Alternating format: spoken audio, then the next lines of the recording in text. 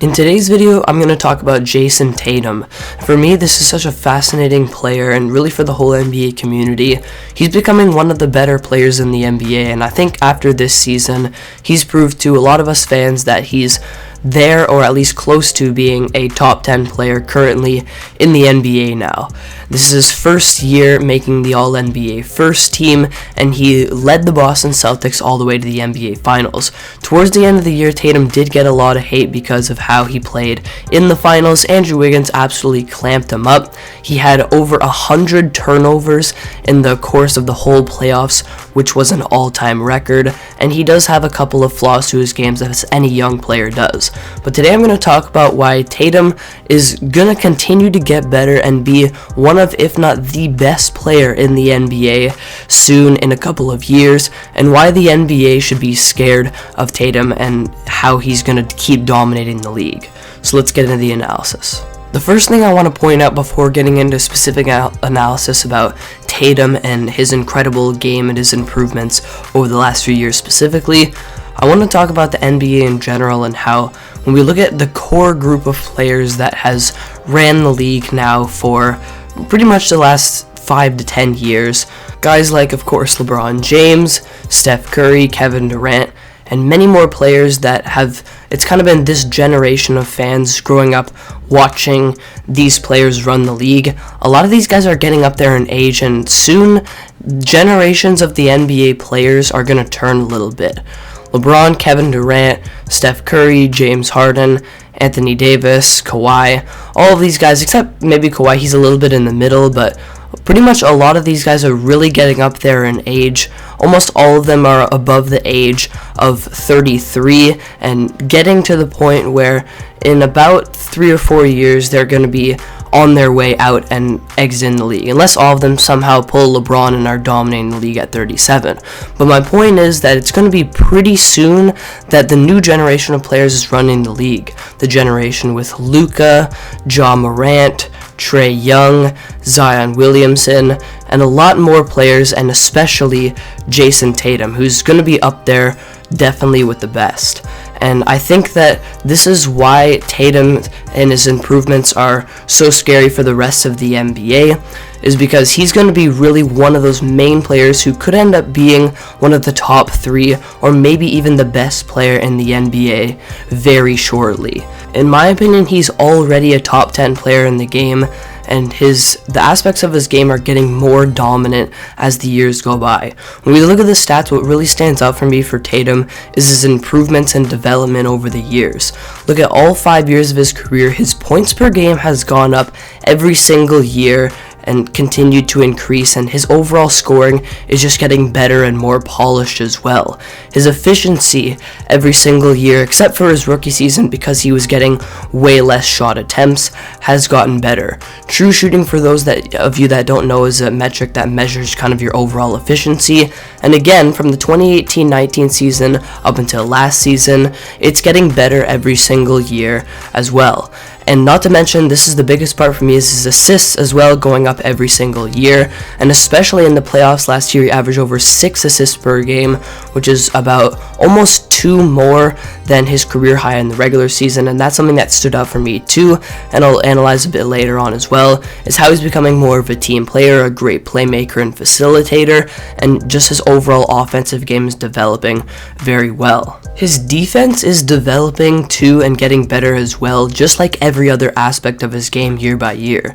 In 2021 and 22 in the regular season, he had a defended field goal percentage of 42.8%, which is definitely well above average, and Tatum has always been a over average defender in his NBA career, but I think before last year or maybe a couple years ago, I definitely would not put him in the top 10 for his position, but now he definitely is, and last year he even got an all-defensive vote for the second team. It was just 1 vote, but he's definitely getting up there with some of the better defenders in the league as well. He's very switchable, can guard 1 through 4, uses his length to his advantage, is a decent rim protector, definitely compared to the others at his position, and he's developing really well defensively as well. So pretty much every aspect of his game is getting better as his career is going on, and it's getting to the point where he's really overall one of the best in the game, and there's a reason why he made the All-NBA first team last year. what really makes Tatum so good and what's going to put him in contention to be a top 5 player very soon is his scoring ability. He's one of those players where you can just give him the ball in the post, give him the ball in isolation, and he can find a way himself to get a bucket. And he can also play off the ball too, but really in the regular season, he's the guy that you go to in the clutch. He can, like I said, just get you a bucket by himself. And yes, he didn't do that necessarily in the playoffs. The numbers went down. He wasn't as efficient. Shot about 43% from the field. But that's something that he's going to get better at as he moves on in his career. There's not a lot of guys that are around the age of 25 and just absolutely dominate in the playoffs right away, right at the start of their careers. A lot of the best players that we've ever seen in NBA history have seen their stats go down when they see the playoffs for the first few times, and I think Tatum, the way that he's playing in the regular season, eventually it's going to follow through in the playoffs as well, and that's why he's going to be one of the best players in the next generation as well. But when we analyze his scoring ability, he just does such a good job of shooting those little fadeaway jump shots, getting to the rim when needs to, getting to the line and being an automatic free throw shooter, being a fantastic three-point shooter. He can shoot the catch and shoot because there's other guys on the Celtics team that can handle the ball, like Jaylen Brown, Marcus Smart. Next year we're going to see Malcolm Brogdon. Some pretty good playmakers on this team who can kick it out. He can relocate to the corners, the wings, on the perimeter, knock down some catch and shoot threes. Last year he shot about 35.5% from 3 on 8.5 attempts per game.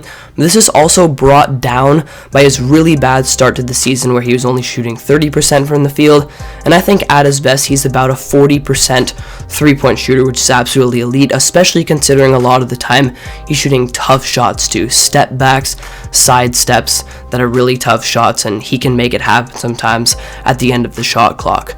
Now, something that Tatum does really need to clean up on the offensive side of the floor is his turnovers. Last year, as I mentioned, he set a turnover record in the NBA playoffs and averaged about 4.2 per game.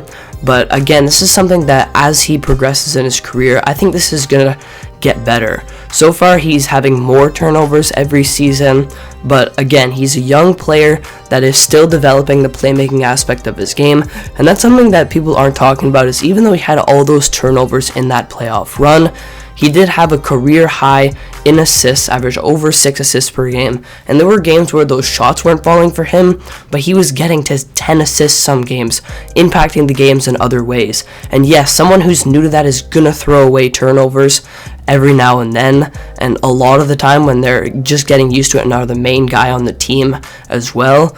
But I think Tatum's definitely going to improve there because he has experience now, and he's becoming a much better playmaker, passer, has good court vision, does a good job of penetrating to the rim, kicking it out to the perimeter, and I think we're going to see him throw some more lobs next year as well, run the offense a little bit more, and just become a better overall playmaker.